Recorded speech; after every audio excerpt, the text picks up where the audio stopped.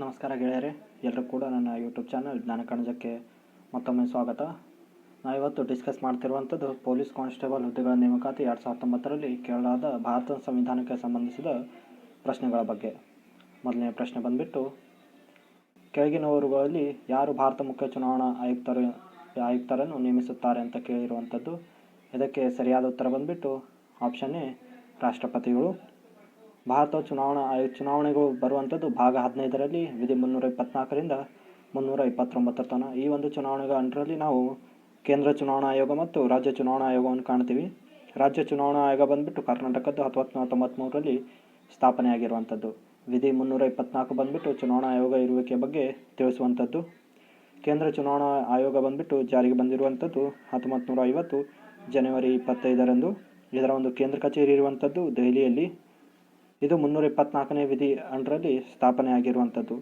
ಅದರಿಂದ ಜನವರಿ 25ರಂದು ಸ್ಥಾಪನೆ ಆಗಿದ್ದರಿಂದಾಗಿ ಜನವರಿ 25ರಂದು ರಾಷ್ಟ್ರೀಯ ಮತದಾರರ ದಿನವನ್ನು ಆಚರಿಸಲಾಗುವಂಥದ್ದು. ಭಾರತ ಮೊದಲ ಮುಖ್ಯ ಚುನಾವಣಾ ಆಯುಕ್ತರು ಬಂದುಬಿಟ್ಟು ಸುಕುಮಾರ್ ಸೇನ್ ಅವರಾಗಿದ್ದರು.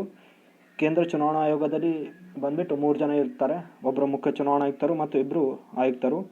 ಈ ಒಂದು ಕೇಂದ್ರ ಚುನಾವಣಾ ಆಯೋಗ ಬಂದುಬಿಟ್ಟು ರಾಷ್ಟ್ರಪತಿ, ಉಪರಾಷ್ಟ್ರಪತಿ, ರಾಜ್ಯಸಭೆ, ಲೋಕಸಭೆ ಮತ್ತು ವಿಧಾನಸಭೆ ಎಲೆಕ್ಷನನ್ನು ನಡೆಸೋಕ್ಕೆ ಹೆಲ್ಪ್ ಮಾಡುವಂಥದ್ದು. ಮುಂದಿನ ಪ್ರಶ್ನೆ ಬಂದುಬಿಟ್ಟು, ಕರ್ನಾಟಕದ ವಿಧಾನಸಭೆಯಲ್ಲಿ ಎಷ್ಟು ನಾಮನಿರ್ದೇಶಿತ ಸದಸ್ಯರುಗಳಿದ್ದಾರೆ ಅಂತ ಕೇಳಲಾಗಿರುವಂಥದ್ದು. ನಾಮನಿರ್ದೇಶಿತ ಸದಸ್ಯರು ಬಂದುಬಿಟ್ಟು ಒಬ್ಬರೇ. ಅದಕ್ಕಾಗಿ ಸರಿಯಾದ ಉತ್ತರ ಬಂದುಬಿಟ್ಟು ಆಪ್ಷನ್ ಎ. ನಾವು ಕರ್ನಾಟಕ ವಿಧಾನಸಭೆಯಲ್ಲಿ ಟೋಟಲ್ 225 ಸೀಟನ್ನು ಕಾಣ್ತೀವಿ. ಅದೇ ರೀತಿಯಾಗಿ ವಿಧಾನ ಪರಿಷತ್ತಲ್ಲಿ ನಾವು 75 ಜನರನ್ನು ಅಷ್ಟೇ ಕಾಣ್ತೀವಿ. ಈ ಒಂದು ವಿಧಾನಸಭೆಯಲ್ಲಿ ಬಂದುಬಿಟ್ಟು ಏಜ್ ಲಿಮಿಟ್ 25 ಇರ್ತದೆ. 25ಕ್ಕಿಂತ ಮೇಲ್ಪಟ್ಟ ಇಟ್ಟವರು ಮಾತ್ರ ವಿಧಾನಸಭೆಯಲ್ಲಿ ಎಂಟ್ರಿ ಮಾಡ್ಬೋದು. ವಿಧಾನಸಭೆಗೆ ಬಂದುಬಿಟ್ಟು ಕೆಳಮನೆ ಅಂತ ಕೂಡ ಕರೆಯಲಾಗುವಂಥದ್ದು. ಈ ಒಂದು 225ರಲ್ಲಿ 224 ಕ್ಷೇತ್ರಗಳಿಂದ ಆಯ್ಕೆ ಮಾಡುವಂಥ ಸದಸ್ಯರು. ಒಬ್ಬರು ಬಂದುಬಿಟ್ಟು ಅಪಾಯಿಂಟ್ ಮಾಡುವಂಥದ್ದು ಗವರ್ನರ್, ಅವರಿಗೆ ಆಂಗ್ಲೋ ಇಂಡಿಯನ್ಸ್ ಅಂತ ಕರಿತೀವಿ. ಅದು ಬಂದುಬಿಟ್ಟು 333ನೇ ವಿಧಿ ಅನ್ವಯ ಬಂದುಬಿಟ್ಟು ಇವರಿಗೆ ಆಯ್ಕೆ ಮಾಡಲಾಗುವಂಥದ್ದು. ಇದು ಬಂದುಬಿಟ್ಟು 104ನೇ ತಿದ್ದುಪಡಿ ರೀಸೆಂಟಾಗಿ ಆಗಿರುವಂಥದ್ದು 2019ರಲ್ಲಿ. ಈ ತಿದ್ದುಪಡಿ ಮುಖಾಂತರ ಆಂಗ್ಲೋ ಇಂಡಿಯನ್ ನೇಮಕಾತಿಯನ್ನು ಮೀಸಲಾತಿಯನ್ನು ರದ್ದು ಮಾಡಲಾಗಿರುವಂಥದ್ದು. ಅದು ಬಂದುಬಿಟ್ಟು 2020 ಜನವರಿ 25ರಿಂದ. ಮುಂದೆ ಯಾರು ಕೂಡ ಆಯ್ಕೆ ಮಾಡಬಾರ್ದು ಅಂತ ಹೇಳಲಾಗಿರುವಂಥದ್ದು. ಅದೇ ರೀತಿಯಾಗಿ ಪ್ರಸ್ತುತವಿರುವಂಥದ್ದು ವಿನಿಶಾ ನೀರೋ ಅವರು. ಇವರು ಬಂದುಬಿಟ್ಟು 2018ರಲ್ಲಿ ನೇಮಕ ಆಗಿರುವಂಥವ್ರು. ಇವರು ಬಂದುಬಿಟ್ಟು ಅವಧಿ ಮುಗಿಯುವವರೆಗೂ ಮುಂದುವರ್ಕೊಂಡಿರ್ತಾರೆ ರಾಜ್ಯ ವಿಧಾನಸಭೆಯಲ್ಲಿ. ನಂತರದಲ್ಲಿ ಮುಂದಿನ ಒಂದು ಎಲೆಕ್ಷನ್ ನಡೆದ್ರೆ ಕೇವಲ 224 ಜನರನ್ನು ಮಾತ್ರ ನಾವು ರಾಜ್ಯ ವಿಧಾನಸಭೆಯಲ್ಲಿ ನೋಡ್ತೀವಿ. ಅದೇ ರೀತಿಯಾಗಿ 331ನೇ ವಿಧಿ ಅನ್ವಯ ರಾಷ್ಟ್ರಪತಿಗಳು ಬಂದುಬಿಟ್ಟು 2 ಆಂಗ್ಲೋ ಇಂಡಿಯನ್ಸರಿಗೆ ಲೋಕಸಭೆಯಲ್ಲಿ ನೇಮಕ ಮಾಡ್ತಾರೆ.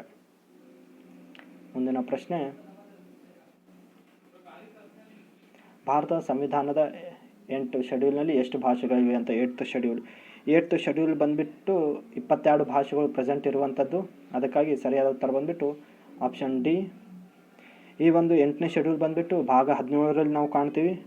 ಈ ಒಂದು ಆಡಳಿತ ಭಾಷೆ ಎಂಬ ಶೀರ್ಷಿಕೆ ಅಡಿಯಲ್ಲಿ ನಾವು ಇದನ್ನು ಕಾಣ್ತೀವಿ. ಭಾಗ 17ರಲ್ಲಿ ಆಡಳಿತ ಭಾಷೆ ಎಂಬ ಶೀರ್ಷಿಕೆ ಅಡಿಯಲ್ಲಿ ನಾವು ಇದನ್ನು ಕಾಣ್ತೀವಿ.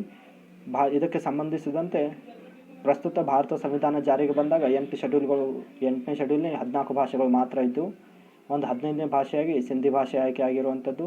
ಇದು ಬಂದುಬಿಟ್ಟು 1967ರಲ್ಲಿ 21ನೇ ತಿದ್ದುಪಡಿ ಪ್ರಕಾರ ಆ್ಯಡ್ ಮಾಡಲಾಗಿರುವಂಥದ್ದು. ನಂತರದಲ್ಲಿ ಕೊಂಕಣಿ, ಮಣಿಪುರಿ ಮತ್ತು ನೇಪಾಳಿ ಭಾಷೆಗಳನ್ನು 16, 17 ಮತ್ತು 18ನೇ ಭಾಷೆಗಳಾಗಿ 1992ರಲ್ಲಿ ಆ್ಯಡ್ ಮಾಡಲಾಗಿರುವಂಥದ್ದು 71ನೇ ತಿದ್ದುಪಡಿ ಪ್ರಕಾರ. ಈಗ ಟೋಟಲ್ ಇರುವಂಥ 22. ಇನ್ನೂ ಉಳಿದ 4 ಭಾಷೆಗಳು ಬಂದುಬಿಟ್ಟು ಬೋಡೋ, ಡೋಗ್ರಿ, ಮೈಥಿಲಿ ಮತ್ತು ಸಂತಾಲಿ. ಇವುಗಳು 2004ರಲ್ಲಿ 92ನೇ ತಿದ್ದುಪಡಿ ಮುಖಾಂತರ 8th ಶೆಡ್ಯೂಲ್ಗೆ ಆ್ಯಡ್ ಮಾಡಲಾಗಿರುವಂಥದ್ದು. ಒಂದು ಭಾಷಾ ಆಯೋಗಕ್ಕೆ ಸಂಬಂಧಿಸಿದಂತೆ ಖೇಲ್ಕರ್ ಸಮಿತಿಯನ್ನು ರಚಿಸಲಾಗಿರುವಂಥದ್ದು 1955ರಲ್ಲಿ. ಅದೇ ರೀತಿಯಾಗಿ ವಿಧಿ 350A ಬಂದುಬಿಟ್ಟು ಪ್ರಾಥಮಿಕ ಹಂತದಲ್ಲಿ ಮಾತೃಭಾಷೆಯಲ್ಲಿ ಶಿಕ್ಷಣ ಕೊಡುವುದರ ಬಗ್ಗೆ ಹೇಳುವಂಥದ್ದು. ಅದೇ ರೀತಿಯಾಗಿ ವಿಧಿ 351 ಹಿಂದಿ ಭಾಷೆಯ ಅಭಿವೃದ್ಧಿಯ ಬಗ್ಗೆ ತಿಳಿಸುತ್ತದೆ. 351ನೇ ವಿಧಿಯಲ್ಲಿ ನಾವು 6 ರೀತಿಯ ಶಾಸ್ತ್ರೀಯ ಭಾಷೆಗಳ ಬಗ್ಗೆ ನಾವು ಕಾಣ್ತೀವಿ. ಅವು ಬಂದುಬಿಟ್ಟು ತಮಿಳು, ಸಂಸ್ಕೃತ, ತೆಲುಗು, ಕನ್ನಡ, ಮಲಯಾಳಂ ಮತ್ತು ಒರಿಯಾ ಭಾಷೆಗಳು. ಇವೆಲ್ಲವೂ ಕೂಡ ಭಾಷೆಗಳಿಗೆ ಸಂಬಂಧಪಟ್ಟಂತೆ ನೆನಪಿಡಬೇಕಾಗಿರುವಂಥದ್ದು. ವಿಧಿ 350A ಇದು ಮುಖ್ಯವಾಗಿರುವಂಥದ್ದು. ಇದು ಬಂದುಬಿಟ್ಟು ಪ್ರಾಥಮಿಕ ಹಂತದಲ್ಲಿ ಮಾತೃಭಾಷೆಯಲ್ಲಿ ಶಿಕ್ಷಣ ಕೊಡಬೇಕು ಅಂತ ಹೇಳುವಂಥದ್ದು. ಅದಕ್ಕಾಗಿ 8th ಶೆಡ್ಯೂಲ್ನಲ್ಲಿ ಟೋಟಲ್ 22 ಲ್ಯಾಂಗ್ವೇಜಸನ್ನು ನಾವು ಕಾಣುವಂಥದ್ದು. ಮುಂದಿನ ಪ್ರಶ್ನೆ, ಭಾರತೀಯ ಸಂವಿಧಾನವು ಯಾವಾಗ ಜಾರಿಗೆ ಬಂದಿದೆ ಅಂತಕ್ಕಂಥದ್ದು. ಭಾರತ ಸಂವಿಧಾನ ಜಾರಿಗೆ ಬಂದಿರುವಂಥದ್ದು 1950 ಜನವರಿ 26ರಂದು. ಅದಕ್ಕಾಗಿ ಸರಿಯಾದ ಉತ್ತರ ಬಂದುಬಿಟ್ಟು ಆಪ್ಷನ್ ಎ. ಭಾರತ ಸಂವಿಧಾನಕ್ಕೆ ಸಂಬಂಧಿಸಿದಂಥ ಕೆಲವು ವಿಷಯವನ್ನು ತಿಳಿಯಬೇಕಾಗಿರುವಂಥದ್ದು, ಭಾಳ ಇಂಪಾರ್ಟೆಂಟ್ ಆಗಿರುವಂಥದ್ದು ಏನೆಂದರೆ, ಸಂವಿಧಾನ ರಚನಾ ಸಭೆಗಳು ಟೋಟಲ್ ಎಷ್ಟು ಅಧಿವೇಶನ ಮಾಡಿದ್ದಾರೆ ಅಂದರೆ 11 ಅಧಿವೇಶನಗಳನ್ನು ಮಾಡಲಾಗಿರುವಂಥದ್ದು. ಮೊದಲನೇ ಅಧಿವೇಶನ ಬಂದುಬಿಟ್ಟು 1946 ಡಿಸೆಂಬರ್ 9ರಂದು ನಡೆಸಲಾಗಿರುವಂಥದ್ದು. ಈ ಅಧಿವೇಶನದ ಅಧ್ಯಕ್ಷತೆ ಬಂದುಬಿಟ್ಟು ಸಚ್ಚಿದಾನಂದ ಸಿನ್ಹಾ ಅವರು ವಹಿಸಿದ್ರು 3 ದಿವಸಗಳಿಗಾಗಿ ಅಷ್ಟೇ. ನಂತರದಲ್ಲಿ ಡಿಸೆಂಬರ್ 11ರಲ್ಲಿ ರಾಜೇಂದ್ರ ಪ್ರಸಾದ್ ಅವರನ್ನು ಅಧ್ಯಕ್ಷರನ್ನಾಗಿ ಮಾಡಲಾಗಿರುವಂಥದ್ದು. ಮುಂದಿನ ದಿನಗಳಲ್ಲಿ ಒಂದು ಕೊನೆಯ ಅಧಿವೇಶನ ಅಂದರೆ 11ನೇ ಅಧಿವೇಶನ ನಡೆದಿರುವಂಥದ್ದು 1949 ನವೆಂಬರ್ 14ರಂದು. 14ರಿಂದ 26ರವರೆಗೆ ಒಂದು ಕೊನೆಯ ಅಧಿವೇಶನ ನಡೆಸಲಾಗಿರುವಂಥದ್ದು. ಅದೇ ರೀತಿಯಾಗಿ ಸಂವಿಧಾನ ಬಂದುಬಿಟ್ಟು ರಚನೆಗೆ ತೊಗೊಂಡಿರುವಂಥ ಟೋಟಲ್ ಸಮಯ ಬಂದುಬಿಟ್ಟು 2 ವರ್ಷ 11 ತಿಂಗಳು ಮತ್ತು 18 ದಿನ. ಅದೇ ರೀತಿಯಾಗಿ ಸಂವಿಧಾನ ಅಂಗೀಕಾರ ಆಗಿರುವಂಥದ್ದು, ಇದು ಬಂದುಬಿಟ್ಟು ಅಂಗೀಕಾರ ಆಗಿರುವಂಥದ್ದು ಜಾರಿ ಅಲ್ಲ. ಇದು ಬಂದುಬಿಟ್ಟು 1949 ನವೆಂಬರ್ 26ರಂದು ಅಂಗೀಕರಿಸಲಾಗಿರುವಂಥದ್ದು. ಅದೇ ರೀತಿಯಾಗಿ ಜಾರಿಗೆ ಬಂದಿರುವಂಥದ್ದು ಅಥವಾ ಪ್ರಾರಂಭವಾಗಿರುವಂಥದ್ದು, ಇದನ್ನು ಗಣರಾಜ್ಯ ದಿವಸ ಅಂತ ಕೂಡ ನಾವು ಆಚರಿಸ್ತೇವೆ ಜನವರಿ 26ರಂದು. ಅದು ಬಂದುಬಿಟ್ಟು 1950 ಜನವರಿ 26ರಂದು.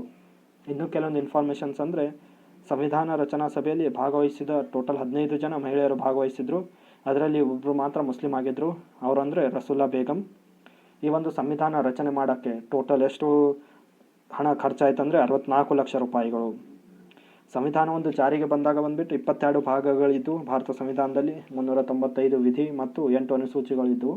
ಈ ಪ್ರೆಸೆಂಟಲ್ಲಿ ನಾವು 25 ಭಾಗ 400+ ಆರ್ಟಿಕಲ್ಸನ್ನು ಕಾಣ್ತೀವಿ. ಅದೇ ರೀತಿಯಾಗಿ 12 ಅನುಸೂಚಿಗಳನ್ನು ನಾವು ಕಾಣ್ತೀವಿ ಭಾರತ ಸಂವಿಧಾನದಲ್ಲಿ.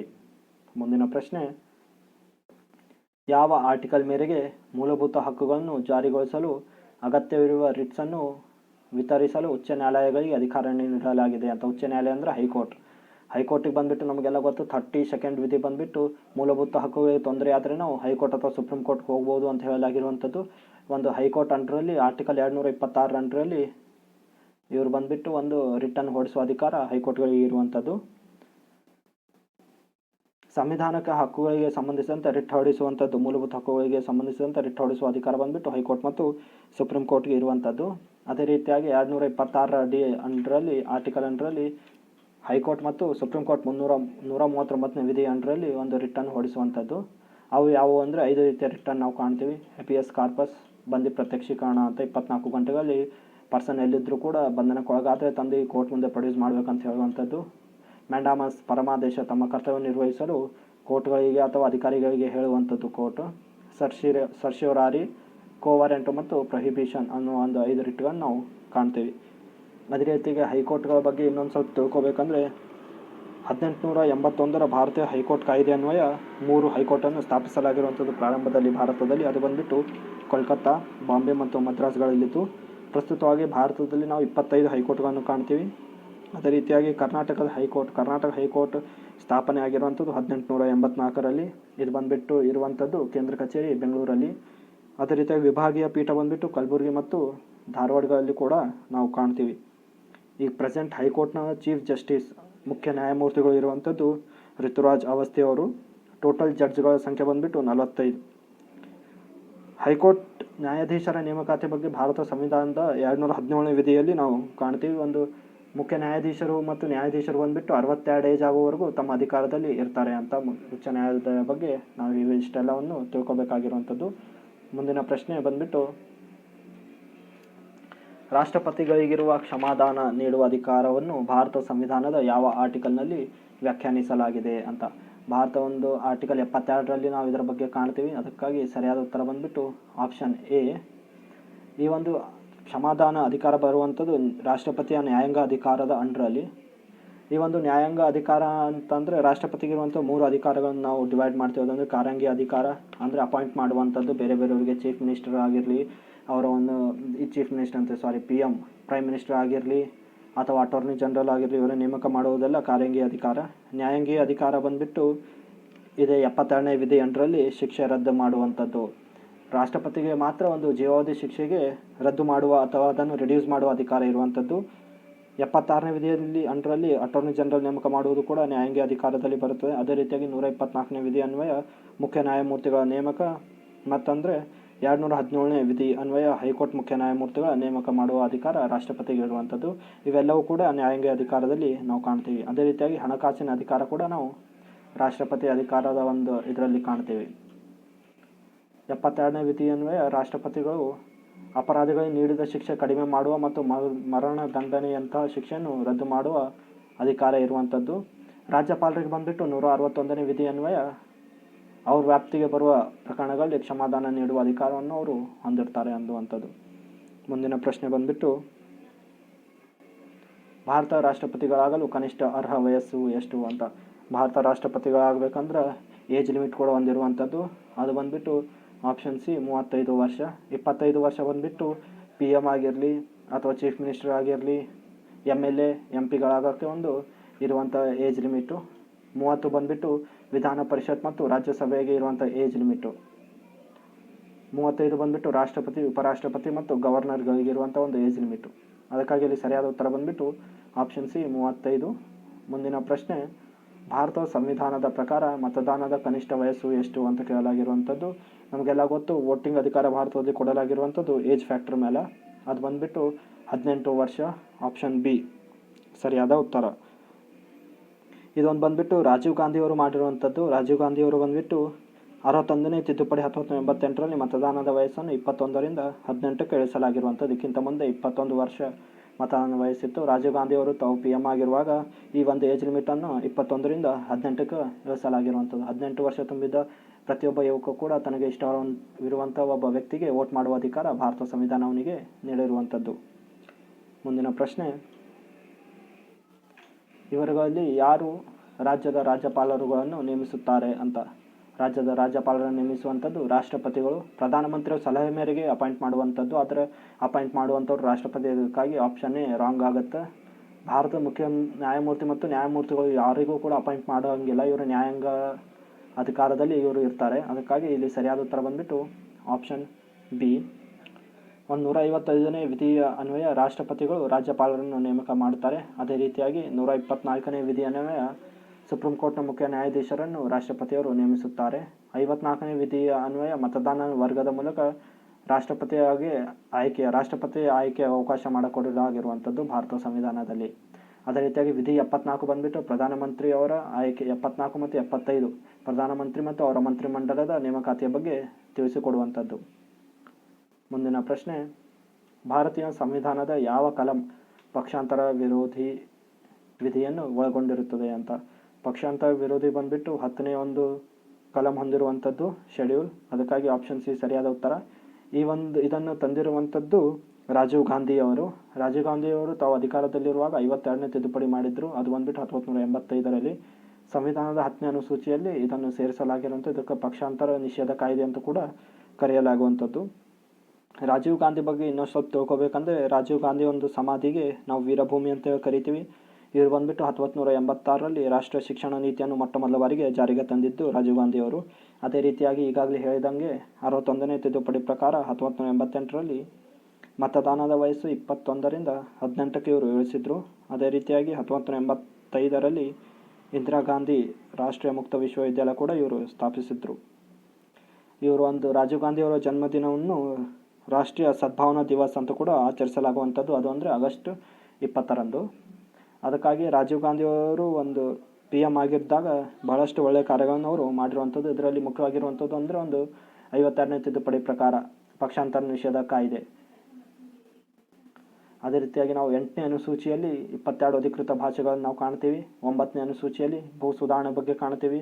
ಮೊಟ್ಟ ಮೊದಲ ತಿದ್ದುಪಡಿ ಆಗಿರುವಂಥದ್ದು ಕೂಡ ಭೂ ಸುಧಾರಣೆಯಲ್ಲೇ.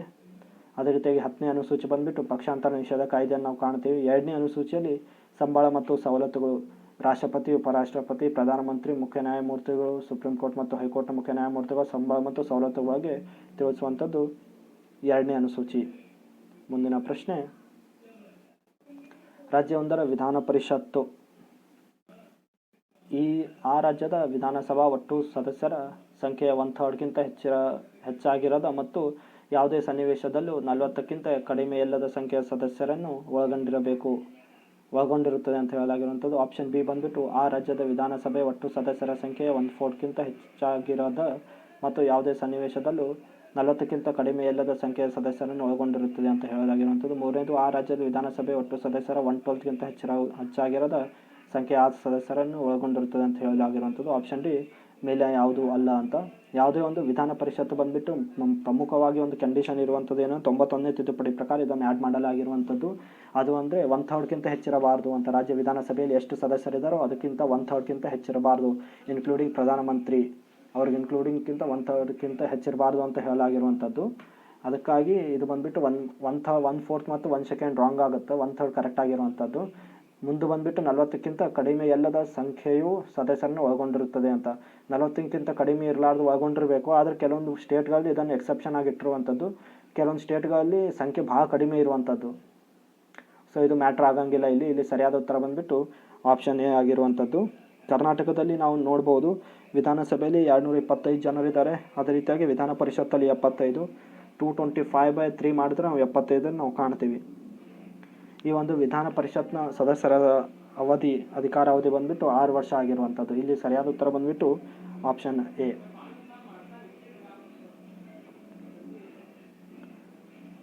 ಮುಂದಿನ ಪ್ರಶ್ನೆ, ಕೆಳಗಿನ ಹೇಳಿಕೆಯನ್ನು ಪರಿಗಣಿಸಿ ಅಂತ ಹೇಳಲಾಗಿರುವಂಥದ್ದು. ಲೋಕಸಭೆ ಅಥವಾ ರಾಜ್ಯ ವಿಧಾನಸಭೆಯ ಚುನಾವಣೆಯಲ್ಲಿ ವಿಜಯಿ ಅಭ್ಯರ್ಥಿಯ ಜಯಗಳಿಸಿದ್ದಾನೆಂದು ಘೋಷಿಸಲ್ಪಡಲು ಆತ ಅಥವಾ ಆಕೆ ಕೊನೆಯ ಪಕ್ಷ ಒಟ್ಟು ಚುನಾವಣೆಯಾದ ಮತಗಳ 50% ಪಡೆಯಬೇಕು. ಇದು ಬಂದುಬಿಟ್ಟು ತಪ್ಪಾಗಿರುವಂಥ ಒಂದು ಆಪ್ಷನ್. ಏನಕ್ಕಂದರೆ ಯಾವುದೇ ಒಂದು ಸಂವಿಧಾನದಲ್ಲಿ ಎಲ್ಲೂ ಕೂಡ ನೀಡಿಲ್ಲ. ಏನಕ್ಕಂದರೆ ಭಾರತದಲ್ಲಿ ಒಂದು 5-6 ಜನ ಒಂದೇ ಸೀಟ್ಗಾಗಿ ಫೈಟ್ ಮಾಡ್ತಾಯಿದ್ರು. ಅಂದರೆ ಅವಾಗ ಯಾರು ಹೆಚ್ಚು ಓಟ್ಸ್ ತೊಗೊಂಡಿದ್ದಾರೋ ಅಷ್ಟೇ ಮ್ಯಾಟ್ರ್ ಆಗುವಂಥದ್ದು, 50%ಗಿಂತ ಹೆಚ್ಚು ಅಂತೇನು ಇರೋಂಗಿಲ್ಲ. ಯಾಕಂದ್ರೆ ಭಾಳಷ್ಟು ಜನ ನಿಂತಾಗ ಬಂದುಬಿಟ್ಟು ಅಲ್ಲಿ ಓಟ್ಗಳೆಲ್ಲ ಡಿವೈಡ್ ಆಗುತ್ತೆ. ಕಂಪಲ್ಸರಿ 50% ತೊಗೋಬೇಕಂತೇನು ಎಲ್ಲೂ ನೀಡಲಾಗಿಲ್ಲ. ಅದಕ್ಕಾಗಿ ಮೊದಲನೇ ಆಪ್ಷನ್ ತಪ್ಪಾಗಿರುವಂಥದ್ದು. ಎರಡನೇದು ಬಂದುಬಿಟ್ಟು ಭಾರತದ ಸಂವಿಧಾನದಲ್ಲಿ ವಿಧಿಸಲ್ಪಟ್ಟಿರುವಂತೆ ಲೋಕಸಭೆಯಲ್ಲಿ ಸಭಾಧ್ಯಕ್ಷರ ಅಥವಾ ಸ್ಪೀಕರ್ ಅವರ ಹುದ್ದೆಯು ಬಹುಮತವುಳ್ಳ ಪಕ್ಷಕ್ಕೆ ಮತ್ತು ಉಪಸಭಾಧ್ಯಕ್ಷರ ಸ್ಥಾನ ವಿರೋಧ ಪಕ್ಷಕ್ಕೆ ಹೋಗುತ್ತದೆ ಅಂತ. ಈ ಪ್ರೆಸೆಂಟಾಗಿ ನಾವು ನಡ್ಕೋತಿರುವಂಥದ್ದು ಹಿಂಗೆ. ಏನಕ್ಕಂದರೆ ಬಹುಮತ ಇರುವಂಥ ಪಕ್ಷಕ್ಕೆ ಸ್ಪೀಕರಿಗೆ ಕೊಡಲಾಗುವಂಥದ್ದು, ವಿರೋಧ ಪಕ್ಷಕ್ಕೆ ನಾರ್ಮಲ್ ಆಗಿ ಉಪಸಭಾಧ್ಯಕ್ಷರ ಸ್ಥಾನಮಾನ ನೀಡಲಾಗುತ್ತದೆ. ಆದರೆ ಇದು ವಿಧಾನಸಭೆಯಲ್ಲಿ ಎಲ್ಲೂ ಕೂಡ ಇದ್ರ ಬಗ್ಗೆ ಹೇಳಿಲ್ಲ. ಅದಕ್ಕಾಗಿ ಇದು ಬಂದುಬಿಟ್ಟು ರಾಂಗ್ ಆಗಿರುವಂಥದ್ದು. ಅದಕ್ಕಾಗಿ ಇಲ್ಲಿ ಸರಿಯಾದ ಉತ್ತರ ಬಂದುಬಿಟ್ಟು ಆಪ್ಷನ್ ಸಿ 1 ಮತ್ತು 2 ಯಾವುದೂ ಅಲ್ಲ ಅಂತ. 2 ಕೂಡ ರಾಂಗ್ ಆಗಿರುವಂಥದ್ದು. ಮುಂದಿನ ಪ್ರಶ್ನೆ, ಲೋಕಸಭೆ ಚುನಾವಣೆಗಾಗಿ ನಾಮಪತ್ರವು ಇವರಿಂದ ಸಲ್ಲಿಸಲ್ಪಡಬಹುದು ಅಂತ. ಲೋಕಸಭೆಯಲ್ಲಿ ನಾಮಪತ್ರ ಬಂದುಬಿಟ್ಟು ಅರ್ಹರಾಗಿರೋರು ಯಾರಂದ್ರೆ ನಾರ್ಮಲ್ ಆಗಿ ಕೆಲವೊಂದು ಕಂಡೀಷನ್ ಇರುವಂಥದ್ದು. ಅದು ಅಂದರೆ ಇಲ್ಲಿ ಕೊಟ್ಟಿರುವಂಥದ್ದು ಭಾರತ ವಾಸಿಸುವ ಯಾರಿಂದಲೂ ಭಾರತ ವಾಸಿಯಾಗಿರ್ಬೇಕು, ಇದನ್ನು ಕೂಡ ಒಂದು ಕಂಡೀಷನ್. ಆದರೆ ಯಾರು ಕೂಡ ಅಂತಲ್ಲ. ಏನಕ್ಕಂದರೆ ಬ್ರಿಟಿಷರು ಅಥವಾ ಬೇರೆ ದೇಶದವ್ರು ಬಂದು ಭಾರತದಲ್ಲಿಗಿದ್ದರೆ ಅವ್ರು ಕೂಡ ಅಟೆಂಡ್ ಮಾಡ್ಬೋದು ಅನ್ನೋಂಗಿಲ್ಲ. ಲೋಕಸಭೆ ಎಲೆಕ್ಷನ್ ಇರಂಗಿಲ್ಲ. ಅದಕ್ಕಾಗಿ ಆಪ್ಷನ್ ಎ ರಾಂಗ್ ಆಗಿರುವಂಥದ್ದು. ಮತಕ್ಷೇತ್ರ ಒಂದರ ಮತದಾರ ಪಟ್ಟಿಯಲ್ಲಿ ಹೆಸರು ಕಂಡು ಬರುವ ಭಾರತ ಯಾವುದೇ ಪ್ರಜೆ, ಇದು ಸರಿಯಾದ ಉತ್ತರ. ಇದು ಕರೆಕ್ಟ್ ಆಗಿದೆ. ಮುಂದೆ ಬಂದುಬಿಟ್ಟು ಭಾರತ ಯಾವುದೇ ಒಂದು ಪ್ರಜೆ ನಿಂದಿರ್ಬೋದು ಎಲೆಕ್ಷನಿಗೆ, ಆದರೆ ಯಾವುದೇ ಪ್ರಜೆ ಅಂತೂ ಇದನ್ನು ಸರಿಯಾದಿರುವಂಥದ್ದು. ಯಾವೊಂದು ಮತಕ್ಷೇತ್ರದಿಂದ ಚುನಾವಣೆ ಸ್ಪರ್ಧಿಸಲ್ಪಡುತ್ತದೆಯೋ ಆ ಮತಕ್ಷೇತ್ರದ ಓರ್ವ ನಿವಾಸಿ ಅಂತ. ಇದು ಕೂಡ ರಾಂಗ್ ಆಗಿರುವಂಥದ್ದು. ಇಲ್ಲಿ ಸರಿಯಾದ ಉತ್ತರ ಬಂದುಬಿಟ್ಟು ಆಪ್ಷನ್ ಬಿ. ಯಾವೊಂದು ಮತಕ್ಷೇತ್ರದಲ್ಲಿ ಮತದಾರ ಪಟ್ಟಿಯಲ್ಲಿ ಹೆಸರು ಇರ್ತದೆ ಆ ಕ್ಷೇತ್ರದಿಂದ ಆತ ಭಾರತ ಪ್ರಜೆಯಾಗಿದ್ದರೆ ಆತ ಎಲೆಕ್ಷನಿಗೆ ನಿಲ್ಬಹುದು ಅಂತ. ಕೆಲವೊಂದು ಕಂಡೀಷನ್ಸ್ ಏನಂತ ಅಂದರೆ ನಾರ್ಮಲಾಗಿ ಒಂದು ಎಲೆಕ್ಷನ್ ನಿಂದಿರ್ಬೇಕಂದ್ರೆ ಲೋಕಸಭೆಯಲ್ಲಿ ಆತ ಸಿಟಿಜನ್ ಆಫ್ ಇಂಡಿಯಾ ಆಗಿರಬೇಕು, ಭಾರತೀಯ ಪ್ರಜೆ ಆಗಿರಬೇಕು, 25 ವರ್ಷಕ್ಕಿಂತ ಅಧಿಕ ಮೇಲ್ಪಟ್ಟಾಗಿರಬೇಕು ಒಂದು ವಯಸ್ಸು. ಅದೇ ರೀತಿಯಾಗಿ ಯಾವುದೇ ಒಂದು ಮತಕ್ಷೇತ್ರವೊಂದರ ಮತದಾರ ಪಟ್ಟಿಯಲ್ಲಿ ಹೆಸರು ಇರಬೇಕು ಅಂತ ನೀಡಲಾಗಿರುವಂಥದ್ದು. ಆತ ಇಂಡಿಪೆಂಡೆಂಟ್ ಕ್ಯಾಂಡಿಡೇಟ್ ಆಗಿದ್ದರೆ 10 ಜನ ಪ್ರಪೋಸರ್ಸ್ ಅಂದರೆ ಬೆಂಬಲಿಗರನ್ನು ಹೊಂದಿರಬೇಕು, ಅಥವಾ ಯಾವುದೊಂದು ಪಾರ್ಟಿಯಿಂದ ನಿಲ್ತಾ ಇದ್ದರೆ ಒಬ್ಬ ಇದ್ದರೆ ಸಾಕು ಪ್ರಪೋಸರ್. ಇವೆಲ್ಲವೂ ಕಂಡೀಷನ್ಸ್ ಆಗಿರುವಂಥದ್ದು. ಈ ಕಂಡೀಷನ್ಗೆ ಅರ್ಹ ಆಗಿರ್ತಾನೋ ಆತ ಲೋಕಸಭೆ ಎಲೆಕ್ಷನ್ಗೆ ನಿಲ್ಲಬಹುದು. ಇಲ್ಲಿ ಸರಿಯಾದ ಉತ್ತರ ಬಂದುಬಿಟ್ಟು ಆಪ್ಷನ್ ಬಿ. ಮುಂದಿನ ಪ್ರಶ್ನೆ, ಈ ಕೆಳಗಿನ ಹೇಳಿಕೆಗಳಲ್ಲಿ ಯಾವುದು ಸರಿಯಾಗಿದೆ ಅಂತ ಕೇಳಲಾಗಿರುವಂಥದ್ದು. ಲೋಕಸಭೆಯಲ್ಲಿ ಬಾಕಿ ಇರುವ ಒಂದು ಬಿಲ್ ಅಧಿವೇಶನದ ಅವಧಿಯ ಮುಕ್ತಾಯದ ನಂತರ ರದ್ದಾಗುತ್ತದೆ ಅಂತ. ಇಲ್ಲಿ ಸರಿಯಾಗಿರೋದು ಕೇಳಲಾಗಿರುವಂಥ ಏನಂದರೆ ಲೋಕಸಭೆಯಲ್ಲಿ ಬಾಕಿ ಇರುವ ಒಂದು ಬಿಲ್ ಅಧಿವೇಶನದ ಅವಧಿಯ ಮುಕ್ತಾಯದ ನಂತರ ಎಂಡ್ ಆಗುತ್ತದೆ ಅಂತ. ಯಾವುದೇ ಒಂದು ಬಿಲ್ ಲೋಕಸಭೆಯಲ್ಲಿ ಎಂಟ್ರಿ ಆದರೆ ಮೊದಲು ಲೋಕಸಭೆಯಲ್ಲಿ ಪಾಸ್ ಆಗುತ್ತೆ, ಅದಾದ ನಂತರ ರಾಜ್ಯಸಭೆಯಲ್ಲಿ ಪಾಸ್ ಆಗುತ್ತೆ. ರಾಜ್ಯಸಭೆ ಬಂದುಬಿಟ್ಟು ಒಂದು ಪರ್ಮನೆಂಟ್ ಹೌಸ್ ಆಗಿದ್ದರಿಂದ ಅಲ್ಲಿರುವಂಥ ಬಿಲ್ ಎಲ್ಲ ಅಲ್ಲೇ ಇರ್ತವೆ. ಆದರೆ ಪ್ರಾರಂಭದಲ್ಲಿ ಲೋಕಸಭೆಯಲ್ಲಿ ಎಂಟ್ರಿ ಆಗಿದ್ದು ಅಲ್ಲಿನ್ನೂ ಡಿಸ್ಕಷನಲ್ಲಿದೆ, ಆಗ ರಿಸಾಲ್ವ್ ಆದರೆ ಲೋಕಸಭೆ ಡಿಸಾಲ್ವ್ ಆದರೆ ಅದು ಬಂದುಬಿಟ್ಟು ಅಲ್ಲೇ ಎಂಡ್ ಆಗುತ್ತೆ. ಇದು ಬಂದುಬಿಟ್ಟು ಸರಿಯಾದ ಉತ್ತರ ಇರುವಂಥ ಮೊದಲನೇ ಆಪ್ಷನ್ ಸರಿಯಾಗಿದೆ. ಎರಡನೇದು ಬಂದುಬಿಟ್ಟು ಲೋಕಸಭೆಯಲ್ಲಿ ಅಂಗೀಕೃತವಾಗಿದ್ದು ಲೋಕಸಭೆಯಲ್ಲಿ ಪಾಸ್ ಆಗಿದ್ದು ರಾಜ್ಯಸಭೆಯಲ್ಲಿ ಬಾಕಿ ಇರುವ ಬಿಲ್ಲೊಂದು ಲೋಕಸಭೆ ವಿಸರ್ಜನೆ ನಂತರ ಅದಾಗುವುದಿಲ್ಲ. ಈ ಅಕಸ್ಮಾತಾಗಿ ಲೋಕಸಭೆಯಲ್ಲಿ ಪಾಸ್ ಆಗಿತ್ತು ಬಿಲ್ಲು, ರಾಜ್ಯಸಭೆಯಲ್ಲಿ ಪೆಂಡಿಂಗ್ ಇತ್ತು ಅಂದರೆ ಲೋಕಸಭೆಯಲ್ಲಿ ಆಲ್ರೆಡಿ ಪಾಸ್ ಆಗಿರುತ್ತದೆ ಅದು, ರಾಜ್ಯಸಭೆಯನ್ನು ಡಿಸಾಲ್ವ್ ಆಗಂಗಿಲ್ಲ. ಸೊ ಅದೇನಂದರೆ ಎಂಡ್ ಆಗಂಗಿಲ್ಲ ಅಂತ ಆ ಒಂದು ಬಿಲ್. ಅದಕ್ಕಾಗಿ ಆಪ್ಷನ್ 2 ಕೂಡ ಸರಿಯಾಗಿರುವಂಥದ್ದು. ಅದಕ್ಕಾಗಿ ಸರಿಯಾದ ಉತ್ತರ ಬಂದುಬಿಟ್ಟು ಆಪ್ಷನ್ ಬಿ 1 ಮತ್ತು 2 ಸರಿಯಾಗಿರುವಂಥದ್ದು ಅಂತ. ಮುಂದಿನ ಪ್ರಶ್ನೆ ಬಂದುಬಿಟ್ಟು, ಕೆಳಗಿನ ಹೇಳಿಕೆಗಳನ್ನು ಪರಿಗಣಿಸಿ. ರಾಜ್ಯವೊಂದರಲ್ಲಿ ಮುಖ್ಯ ಕಾರ್ಯದರ್ಶಿಯವರು ಆ ರಾಜ್ಯದ ರಾಜ್ಯಪಾಲರಿಂದ ನೇಮಿಸಲ್ಪಡುತ್ತಾರೆ ಅಂತ. ಇದು ಬಂದುಬಿಟ್ಟು ಸರಿಯಾಗಿರುವಂಥದ್ದು. ಏನಕ್ಕಂದರೆ ಚೀಫ್ ಸೆಕ್ರೆಟರಿಯೇಟ್ ಇವ್ರು ಬಂದುಬಿಟ್ಟು ಒಂದು IAS ಅಧಿಕಾರಿಯಾಗಿರುವಂಥವ್ರು. ಇವರು ಬಂದುಬಿಟ್ಟು ಸ್ಟೇಟಲ್ಲಿ ಕೆಲಸ ಮಾಡುವಾಗ ಮುಖ್ಯಮಂತ್ರಿ ಬಂದುಬಿಟ್ಟು ಗೈಡ್ ಮಾಡುವಂಥದ್ದು ರಾಜ್ಯಪಾಲರಿಗೆ. ಆಗ ರಾಜ್ಯಪಾಲರು ಬಂದುಬಿಟ್ಟು ಇವರಿಗೆ ಅಪಾಯಿಂಟ್ ಮಾಡ್ತಾರೆ. ಇದು ಸರಿಯಾಗಿರುವಂಥದ್ದು ಆಪ್ಷನ್ನೇ 1ನೇದು. ಅದೇ ರೀತಿಯಾಗಿ 2ನೇ ನೋಡುವುದಾದರೆ, ರಾಜ್ಯವೊಂದರಲ್ಲಿ ಮುಖ್ಯ ಕಾರ್ಯದರ್ಶಿಯವರು ಒಂದು ನಿಗದಿತ ಸೇವಾವಧಿಯನ್ನು ಹೊಂದಿರುತ್ತಾರೆ ಅಂತ. ಒಂದು ನಿಗದಿತ ಸೇವಾವಧಿಯನ್ನು ಹೊಂದಂಗಿಲ್ಲ, ಇಲ್ಲಿ ಅದ್ರ ಬಗ್ಗೆ ಎಲ್ಲೂ ಕೂಡ ನೀಡಿಲ್ಲ. ಅದಕ್ಕಾಗಿ ಇಲ್ಲಿ ಸರಿಯಾದ ಉತ್ತರ ಬಂದುಬಿಟ್ಟು ಆಪ್ಷನ್ ಎ, ಒಂದು ನಿಗದಿತ ಸೇವಾವಧಿಯನ್ನು ಹೊಂದಿರಲಿಲ್ಲ. ಅವ್ರು ತಮ್ಮ ಏಜ್ ಲಿಮಿಟ್ ದಾಟುವವರು ಕೂಡ ಕಾರ್ಯದಲ್ಲಿ ಇರ್ತಾರೆ. ಅದಕ್ಕಾಗಿ ಸರಿಯಾದ ಉತ್ತರ ಬಂದುಬಿಟ್ಟು ಆಪ್ಷನ್ ಎ 1 ಮಾತ್ರ. ಇಲ್ಲಿಗೆ ಗೆಳೆಯರೆ ನಮ್ಮ ಈ ವಿಡಿಯೋನ ಎಂಡ್ ಮಾಡೋಣ. ಧನ್ಯವಾದಗಳು. ಜೈ ಹಿಂದ್.